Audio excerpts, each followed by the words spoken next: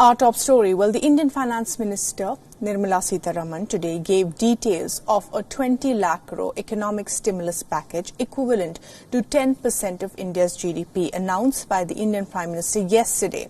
Now, a major part of today's announcement went to medium and small enterprises, including 3 lakh crore rupees collateral-free automatic loans for businesses, particularly MSMEs. This collateral-free loan will be provided with 12-month moratorium benefiting 45 lakh units. For stressed MSMEs, the government will facilitate provision of 20,000 crore subordinate debt for equity support, benefiting 2 lakh MSMEs. 50,000 crore rupees of equity infusion has also been announced via funds for MSMEs who may be doing a viable business but need hand-holding because of the current situation. The MSME definition has also been revised. For government procurement, global tenders will be disallowed up to 200 crore rupees. This in line with the Prime Minister's thought yesterday of India becoming self-reliant and localizing supply chains. Within the next 45 days, all pending payments from government and public sector enterprises to MSMEs will be cleared. Now, the Indian government is what was earlier defined with an investment of 25 lakh as micro unit will now have investment allowed till 1 crore. So they'll still be called a micro unit even if the investment is up to 1 crore. Now, in that, service investments of 10 lakhs were called as micro earlier. Now, because the distinction is removed, service also will have the benefit of being called a micro unit even if the investment is 1 crore. Over and above it, I did say that in addition to investment as a definitional criteria, we are bringing in the criteria of turnover also.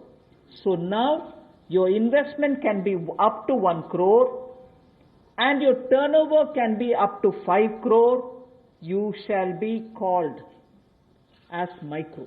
This or that. Your investment can be 1 crore and your turnover can be 5 crore, up to 5 crore, you will be micro enterprise.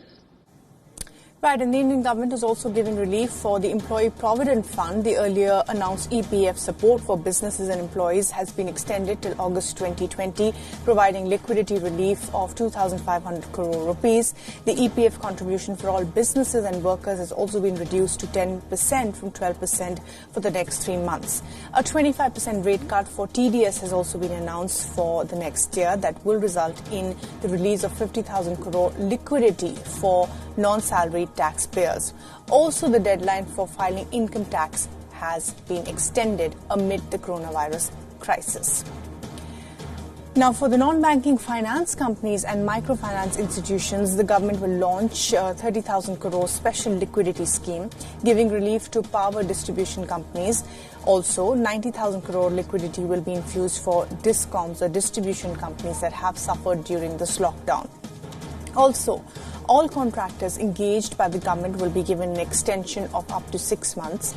Now, in the real estate sector, to help distressed developers, the Urban Development Ministry will issue advisories to states and union territories asking them to extend registration and completion dates for all registered projects.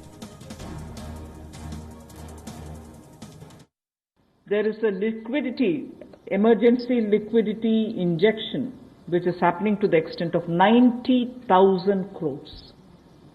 Now, the Power Finance Corporation, REC, the Rural Electrification Corporations, both of them put together will infuse liquidity of 90,000 crores to all the discoms against all the receivables that they have. They're sitting there without getting paid. In turn, they are not able to pay the GenCos. In turn, the GenCos are wondering where they will have more money to pay for producing electricity. And at a time when we are talking about Atmanirbhar Bharat, at a time when we are also rightly claiming the credit for having made India a surplus power generating country, we've reached a stage where discoms don't have money because they're sitting with receivables.